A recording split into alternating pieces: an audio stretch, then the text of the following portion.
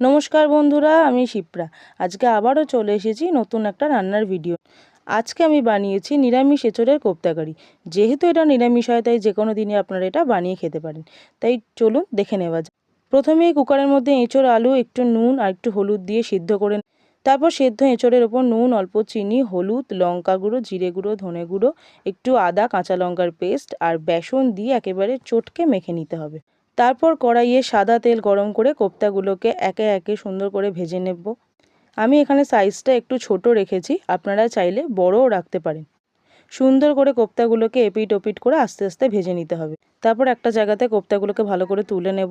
তারপর কোপ্তার মশলার জন্য প্রথমে কড়াইয়ের মধ্যে ওই একই তেলে শুকনো লঙ্কা, তেজপাতা একটু ফোড়ন দেব। তারপর তার উপর একটু আদা আর কাঁচা লঙ্কার পেস্ট দিয়েছি। তারপরে মশলার জন্য আর একটা পেস্ট বানিয়ে নিতে হবে।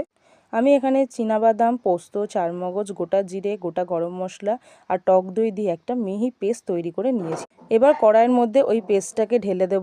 এবার জল দিয়ে মশলাটাকে আস্তে আস্তে করে সেট করে নেব। তারপর ওর মধ্যে জিরে গুঁড়ো, ধনে গুঁড়ো, স্বাদ মতো নুন আর একটু মিষ্টি দিতে হবে। যেহেতু কোপ্তা কারিগুলো একটু মিষ্টি মিষ্টি হলে ভালো লাগে, তাই সেটা আপনারা আপনাদের মতন বুঝে মিষ্টি একটু দিয়ে দেবেন। তারপর ওর মধ্যে একটু টক দই আর দুধ দিয়ে গ্রেভিটাকে একটু ঘন করে নেব। তার উপরে কোপ্তাগুলোকে একে একে হালকা করে ছেড়ে দিতে হবে যাতে ভেঙে না যায়। সব শেষে ঘি আর একটু গরম মশলা ওপর থেকে ছড়িয়ে দিলেই এঁচোড়ের কোপ্তা কারি তৈরি।